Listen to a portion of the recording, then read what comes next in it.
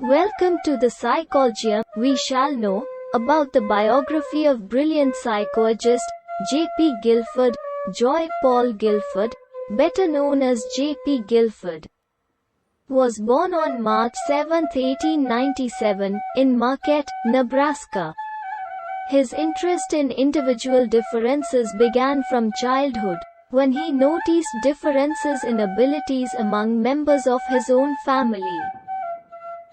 Paul Guilford, March 7, 1897 to November 26, 1987, was an American psychologist, best remembered for his psychometric studies of human intelligence, including his distinction between convergent and divergent thinking and production.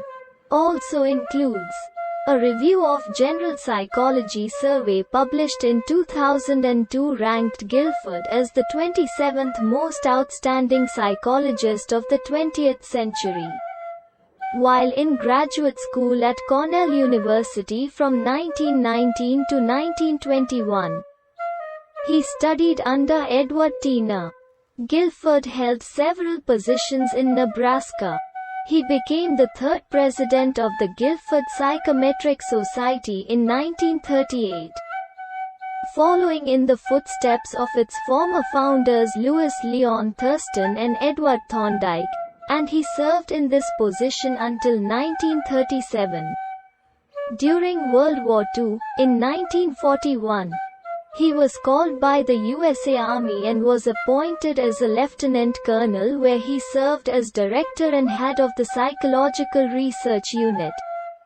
In 1943 he worked for the Standard 9 project, in which 9 specialized intellectuals capabilities, critical to flying an aircraft, were identified. STAN-AN, now a generic term in educational psychology, was coined during the same project by Guilford. Standard 9 essay method to measure test scores on a 9-point standard scale with a mean of 5 and a standard deviation of 2. Here SOE, that is structure of intellect model, started in real sense, which increased the graduation passing rates for aircrew trainees. J.P. Guilford proved to be a giant transformer in raising the intellectual level of the United States military. Guilford's post-war research were used by all branches of the U.S. Armed Services. So generally, all U.S. military qualification exams of the 1950s, 1960s, and 1970s were based on the results of Guilford's research. Retiring as a full colonel after the war, Guilford joined the Faculty of Education at the University of Southern California and continued to research the factors of intelligence there. He published his research extensively in what he eventually named the Structure of Intellectual Theory, and his post-war research identified a total of 90 discrete intellectual abilities and 30 behavioral abilities.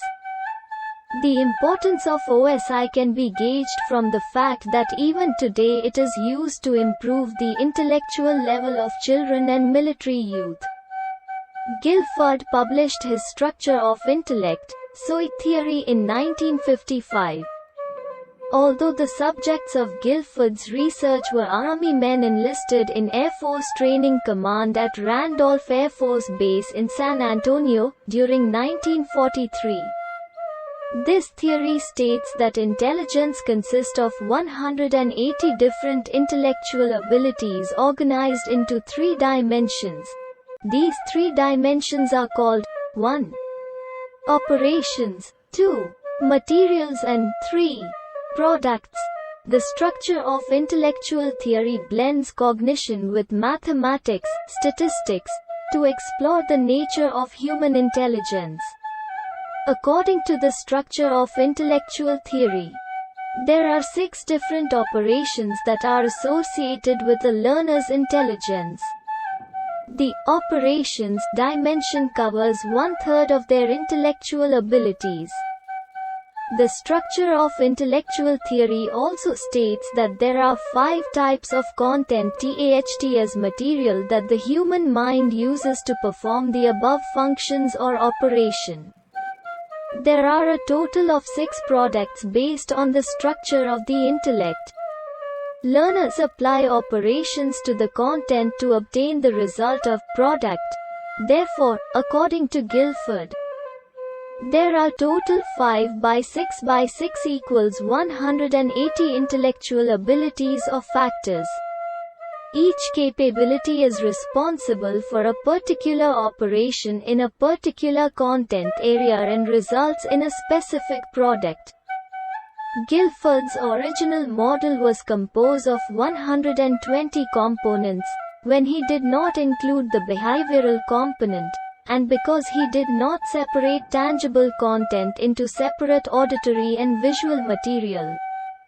Nor did he introduce the differentiated concept of memory into memory recording and memory retention, when he separated auditory and visual material into tangible concept.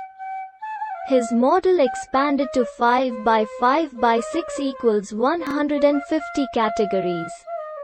When Guilford differentiated the memory functions, his model eventually expanded to 180 factors.